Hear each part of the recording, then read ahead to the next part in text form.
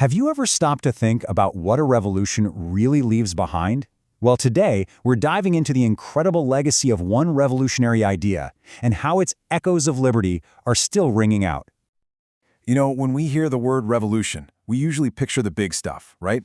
The famous battles, the key dates, the faces from the history books. But what if the real legacy isn't something you can just point to? What if it's something bigger, something that gets inside our heads and changes everything?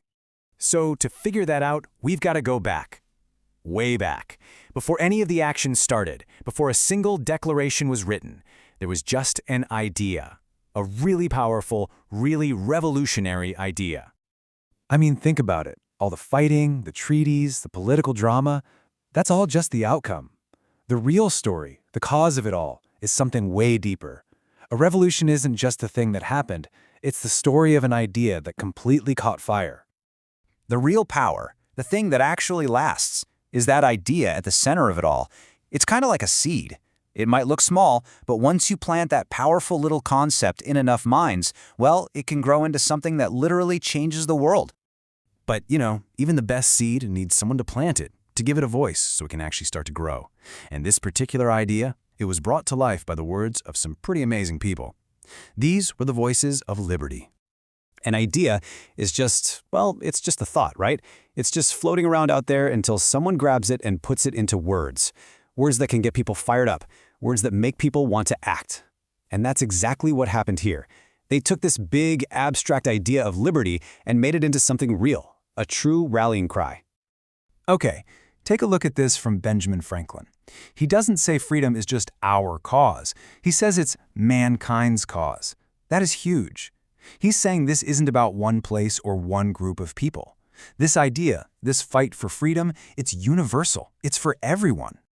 And then you've got the simple, powerful brilliance of John Adams. 2 words. That's it. Liberty lives. It's not a question. It's not a hope. It's a fact. He's just declaring straight up that this idea is alive and it's not going anywhere. And here we go. Thomas Jefferson just gives us the perfect way to picture this whole thing. That little seed of an idea we talked about, it's now a massive tree. But here's the kicker, and it's so important. He gives us a warning. A tree doesn't just survive on its own forever. It needs to be taken care of. It must be refreshed. And, just like a real tree, this tree of liberty didn't just stay put in one garden. Its seeds got caught on the wind, and they started popping up in all sorts of new places, way beyond where it all started. And this is where you start to see the mind-blowing global scale of this idea. You just couldn't contain it. The concept of liberty became this unstoppable wave, crossing oceans and continents, sparking debates and inspiring people all over the planet. This basically shows you that domino effect, see? It all starts with that one little idea. Then, that idea becomes the bedrock for an entire nation. And from there, boom, it echoes out and goes global. So what's the end game here? What happens when an idea spreads that far and that fast? The consequences are just massive. We're not talking about just changing a few laws here and there. We're talking about completely rewriting the course of human history. Just let that sink in for a second. Reshaped history. It means the path the world was on got knocked onto a totally different track. The way we think about government, about power, about our own place in the world, everything was changed because this one idea took hold.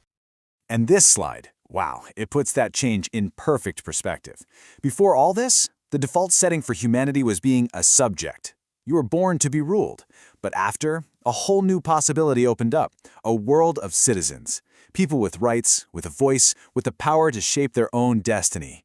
I mean, that's a game changer for the entire human race. So, that brings us right back around to Jefferson's warning. If this tree of liberty needs to be refreshed to stay alive, we've got to ask, what does that mean for us, right now, in our world, in our communities? How do we do that? What does it take to refresh the tree of liberty today, to make sure its echoes are just as loud for the next generation?